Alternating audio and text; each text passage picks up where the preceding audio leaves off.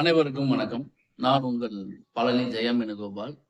நாம இன்னைக்கு பார்க்கக்கூடிய தலைப்பு எத பத்தி லக்னம், ராசி இது 2ல எது முக்கியம்? எதுக்கு வெயிட்டேஜ் அப்படிங்கிறத பத்தி நம்ம பார்க்கலாம். பொதுவா லக்னம் அப்படிங்கிறது ஜாதகருடைய உயிர். ராசி அப்படிங்கிறது ஜாதகருடைய உடல். உடல் முக்கியமா? உயிர் முக்கியமா? அப்படிங்கிறத பார்த்துங்க. ஏன்னா எந்த ஒரு விஷயம் நடந்தாலுமே அது லக்னத்துக்கு பேஸ் பண்ணி நடக்குதா, ராசிக்கு பேஸ் பண்ணி நடக்குதா அப்படிங்கிறத முக்கியமா கவனிக்கணும். நம்ம ஃபர்ஸ்ட் வெயிட்டேஜ் கொடுக்க வேண்டியது லக்னத்துக்கு மட்டும்தான். அப்போ ஒரு விஷயம் நடக்கிறதா இருந்தா லக்னம் சார்ந்து அந்த விஷயம் நடக்குதான்னு பார்க்கணும். ராசி சில பேத்துக்கு வந்து லக்னமும் ராசியும் ஒரே மாதிரி இருக்கும். அவங்களுக்கு பிரச்சனை கிடையாது. லக்னம் வேற ராசி, ராசி வேறையா இருக்கும் பொழுது இவர்களுக்கு லக்னத்தை டிபெண்ட் பண்ணி ஒரு விஷயம் நடக்குதா, ராசியை டிபெண்ட் பண்ணி ஒரு விஷயம் நடக்குதா அப்படிங்கிறது முரண்பாடுகளை கொஞ்சம் இருக்கும். இப்போ பொதுவா எந்த ஒரு ஜாதகமே லக்னமும் ராசியும் 6, 8 இருக்கக்கூடாது. அப்படி இருந்தா அந்த ஜாதகருக்குன்னு நடக்கக்கூடிய விஷயங்கள் கிடைக்கிறதுல தடைகள் ஏற்படும், முரண்பாடுகள் ஏற்படும். அந்த விஷயத்தை அனுபவிக்க முடியாது. ஜாதகர் ஒண்ணு நினைப்பாரு, அதை வந்து செயல்படுத்துறதுக்கு முடியாது. இப்போ லக்னமும் ராசியும் கேந்திரத்துல இருக்குன்னு வச்சுக்கோங்க. கேந்திர திரிகோணங்கள்ல இருக்கிறதுங்கிறது ஒரு நல்ல அமைப்பு தான். அப்ப ஜாதகருக்கு என்ன நினைச்சாலும் அதை செயல்படுத்தலாம், நல்ல சந்தோஷமான விஷயங்களை அனுபவிக்கலாம். இது எல்லாமே லக்ன ரீதியாகவும் ராசி ரீதியாகவும் நடக்கும். அப்ப ஒருத்தருக்கு ஒரு தசாபுத்தி நடக்குதுன்னு வச்சுக்கோங்க. அப்ப நம்ம தசாபுத்தியை பொதுவா பார்க்கறது எதை பேஸ் பண்ணி பார்ப்போம்னா லக்னத்தை பேஸ் பண்ணி தான் பார்ப்போம். லக்னத்துல இருந்து இந்த பாவத்துல தசாநாதன் இருக்கிறார், லக்னத்துல இருந்து இந்த பாவத்துல புத்திநாதன் இருக்கிறார் அப்படின்னு தான் நம்ம பார்ப்போம். சில பேர்த்துக்கு வந்து கோச்சாரத்துக்கு மட்டும்தான் நம்ம ராசி எடுத்துக்கிறோம். அப்போ கோச்சாரத்துல இந்த இடத்துல இந்த கிரகம் இருக்கு அப்படிங்கிறத பார்த்து நம்ம சொல்லுவோம். அப்ப இந்த வேறுபாடுகள் எல்லாத்துக்கும் ஒரு குழப்பத்தை கொண்டு போகணும். என்னங்க தசாபுத்தி பாக்குறது லக்னத்துக்கு பாக்குறீங்க, கோச்சாரம் பார்க்கும்போது ராசிக்கு பாக்குறீங்க, எப்படி பலன் சொல்றது, நமக்கு இதுதான் கரெக்டா நடக்கிறதுங்கிறது எப்படி தெரியும் அப்படிங்கிறது நிறைய பேர்த்துக்கு ஒரு குழப்பமாகவே இருக்கும்.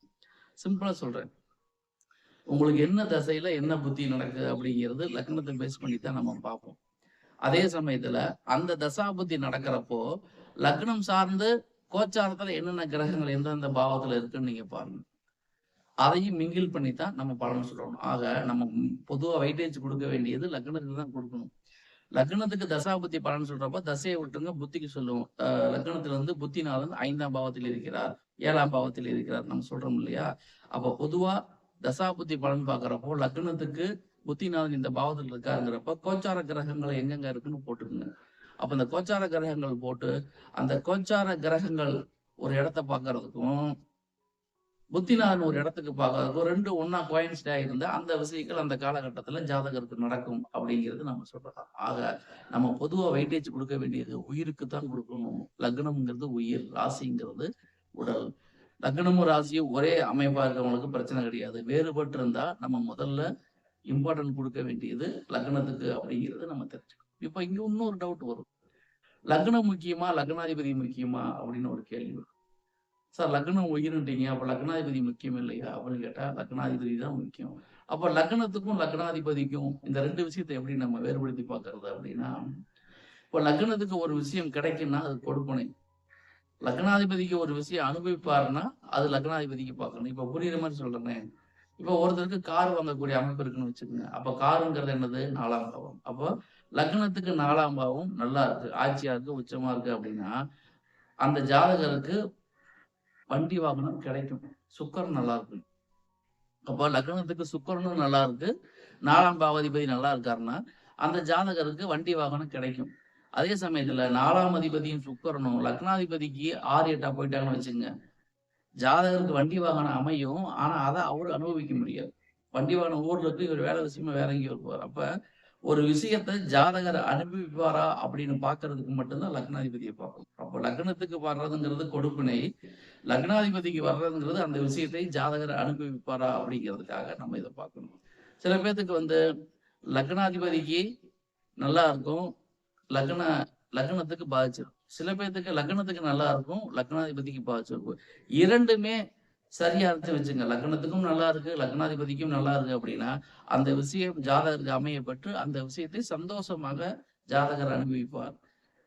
4ஆம் பாவங்கிறது வீடு. வீடு பார்க்கும் பொழுது நம்ம சுக்கரனையும் பார்க்கலாம், வண்டி வாகனங்கள் சொல்லும்போது சுக்கரனையும் பார்க்கலாம். இடம் அப்படிங்கிறது புதன். அப்ப புதனையும் பார்க்கணும், 4ஆம் அதிபதியும் பார்க்கணும். இது மாதிரி பாவத்துக்கும் காரகத்தையும் 2யும் இணைச்சு நம்ம பார்த்தா மட்டும்தான் அந்த விஷயம் ஒருத்தருக்கு கிடைக்குமா கிடைக்காதான்னு நம்ம சொல்ல முடியும். அதே சமயத்துல ஒருத்தருக்கு லைஃப் பார்ட்னர் நல்ல விதமா அமைவாரா அப்படின்னு பாக்குறதுக்கு லக்னத்துக்கு 7ஆம் பாவம் பார்க்கணும், லக்னாதிபதிக்கு 7ஆம் பாவம் பார்க்கணும்.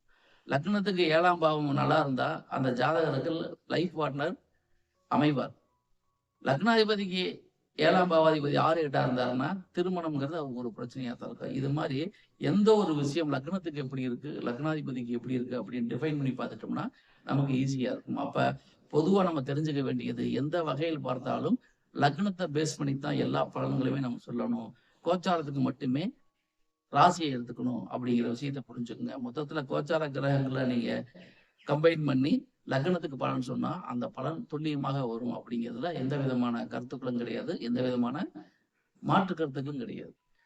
ஆக நம்ம தெரிஞ்சுக்க வேண்டிய ஒரு விஷயம், ஒரு ஜாதகத்துல மிக மிக முக்கியமானது லக்னம், லக்னாதிபதி. லக்னம், லக்னாதிபதி நல்லா இருந்துட்டாலே அந்த ஜாதகம் எந்த ஒரு பிரச்சனையும் தாண்டி வரக்கூடிய தன்மை அவங்களுக்கு உண்டு. நம்ம சொல்றது எல்லாமே பொதுவான தகவல் தான். தனிப்பட்ட ஜாதகத்தை பொறுத்து அதில் உள்ள கிரக அமைவுகளை பொறுத்து பலன்கள் வேறுபடும் என்ற அடிப்படை உண்மைகளை நாம் மறந்துவிடக்கூடாது. பொதுவான தகவல் என்பது வேறு, தனிப்பட்ட ஜாதக பலன் என்பது வேறு. நன்றி நேயர்களே, மீண்டும் அடுத்த பதிவில் வேறொரு தலைப்பில் உங்களை சந்திக்கின்றேன். அதுவரை உங்களிடமிருந்து விடைபெறுவது ஜெயம் வேணுகோபால். நன்றி, வணக்கம்.